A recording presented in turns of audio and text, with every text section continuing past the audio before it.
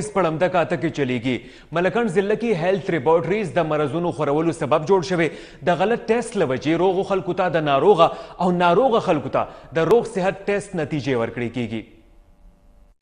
د خیبر پختونخوا صوبایي حکومت خو د صحت معیاري سہولیات ورکولو دعوی ډیری کوي، ولی د ملکند سرخار بڑخیله کې سہولیات سا وسخو میډیکل لیبارټري هم د انساني ژوند سره لوبي شروع کړي دي او بغیر د سیری ترهین خپل دنده تر سره کوي. روغ خلکو د ناروغ او ناروغ له د سپا ټیسټ نتیجه ورکوي، په کوم چې نه صرف ډاکټران باور کوي بلکې دغه ټیسټونو پرانا کې ډاکټران خلکو ته علاجونه هم کوي، کوم چې د انساني ژوند سره خندا او لوی مذاق دی. د چکدري سره تعلق لرونکي شیربادر نومیتن ته هم 13 ورځ د بڑخیلی مختلف لیبارټرانو د تور او خطرناک جړی د لګیدو نتیجه ورکړی و، په کوم چې دغه تن د لوی امتحان سره مخ وو. ولې د پیښور او سواد نوموړي ډاکټرانو او لیبارټرو د بډخیلی د ټولو لیبارټرو ټیسټونه غلط ثابت کړي دي.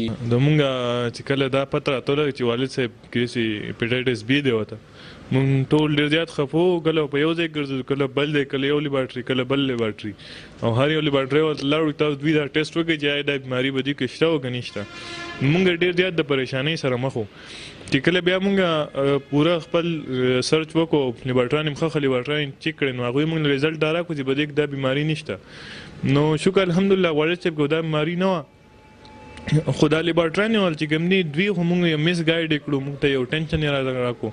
نو زمونږ دا مطالبه ده چې کم لیبارټران والا چې مونږ ووایو چې لکه دا چکدره کې دي، بډخیله کې دي یا پوره د لوور قسمو لیبارټران والا په دې باندې چیک اینډ بیلنس وساتلی شي. په ولسي شکایاتو د محکمه صحت چرواکي هم غلي پاتې نشو او د مختلف لیبارټرو معاینه وکړل او یو شمېر لیبارټري یې سیل کړي.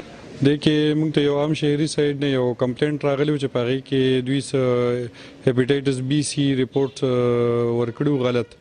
هغې کې فلحال د هیلث ټیک لیبارټري چې ده هیلث کیر لیبارټري دا موږ سیل کړه، مخکې زو په دې کې چې نور کم ټیسټونه غلط ورکړي شوي دي نو په هغې کې به هم ایکشن لو. ولس غوښتنه کړې ده چې د بډخیلي د ټولو لیبارټرو د غلط ټیسټونو ورکولو دي تحقیقات وکړي شي او د انساني ژوند سره دي دا لوی مذاق بند کړي شي. عمران زریاب، خیبر نیوز، مالکند.